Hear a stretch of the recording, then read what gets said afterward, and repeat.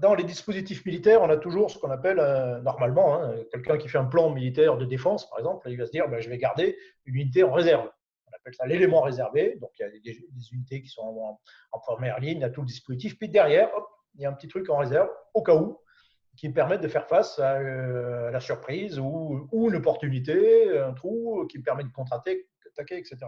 Maintenant, tu vois, les ressources sont limitées et tu as une approche comptable et tu dis, bah, attendez, ça c'est un actif utilisé qu'il faut supprimer à tout prix. Quoi. Donc, on va faire du lean et puis on va supprimer ça. Quoi. Alors, dans 90% des cas, ok, ça peut marcher. Et puis jusqu'au moment où survient l'attaque, et là, bah, si ça ne marche pas, si on ne résiste pas, ça devient une catastrophe. Quoi.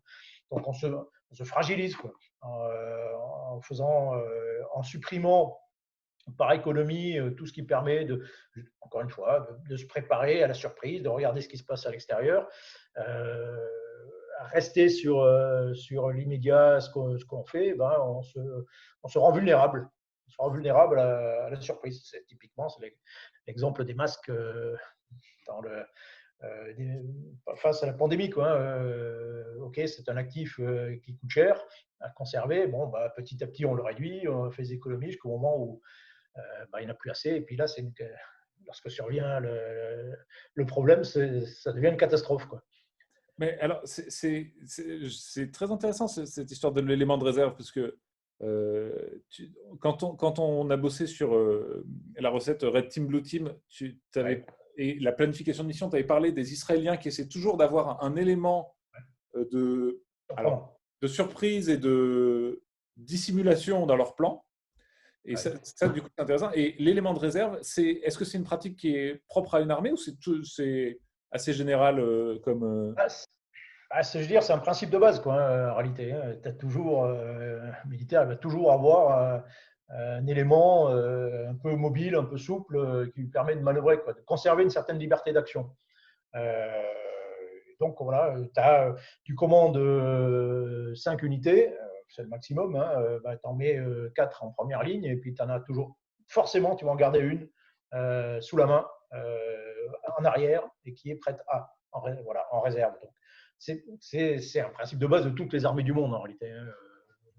Alors, je pense que ça, c'est un des principes qui est intéressant aussi pour le monde civil, parce que même quand tu fais des choses, par exemple, tu te dis, OK, on va déployer une nouvelle façon de faire les réunions, une nouvelle façon de prendre les décisions, on va les déployer dans la boîte. Quand les gens réfléchissent à ça, quand les exécutifs réfléchissent à ce genre de problème, ils ont tendance à dire, OK, bon, ben voilà euh, l'effet que je veux obtenir, voilà le plan que je déploie, et j'ai jamais vu quelque part une notion d'élément de réserve. Euh, Parfois, il y a un plan B, c'est si jamais ça ne marche pas, on essaiera ça. Mais il y a rarement un truc de on lance le déploiement, on attend de voir un peu ce qui se passe et on a l'unité de réserve s'il y a un souci. Je l'ai vu en, en design thinking, ils disent euh, mettez en place le plan et conservez 10% du budget pour voir comment les utilisateurs vont s'en servir et derrière faire une reboucler. Mais à part ça, donc je vais réfléchir à cette sorte d'éléments de réserve. C'est Oui, alors le plus simple, c'est d'avoir de l'argent, quoi, d'avoir un budget spécifique. Mais ça peut être des ressources, enfin n'importe quelle ressource. À partir du moment où tu fonctionnes dans un système qui est plus c'est incertain et plus tu as besoin d'un élément de réserve, on va dire. Plus tu fonctionnes, tu connais comment ça s'appelle, le cinéphine, le- comment dire, la classification des situations, ouais, c'est la méthode cinéphine, je crois. Non. non. Eh ben, il dit en gros, voilà, il y a plusieurs situations possibles en termes d'incertitude. La première situation, bon, c'est super simple, super clair. Tu vois parfaitement ce qu'il y a, tu vois parfaitement ce qu'il faut faire. Tu vois parfaitement quel est le problème, ce qu'il faut faire. Tu as le deuxième type de situation. Donc ça, c'est la situation simple. Tu as la situation compliquée où, ok, tu vois à peu près quel est le problème et tu as plusieurs options. Tu sais quelles sont les options possibles et il faut choisir quelle est l'option. C'est typiquement, on est dans un univers d'incertitude knightien. Donc, c'est le principe, tu vas lancer un dé, tu ne sais pas quelle est la solution, mais tu sais quelles sont les options possibles. Bon. Ça, c'est une situation un peu compliquée. Puis, tu as une situation complexe où en réalité, en fait, tu ne sais pas. Tu vois à peu près le problème, mais tu ne sais pas quelles sont les solutions. Donc là, il faut inventer.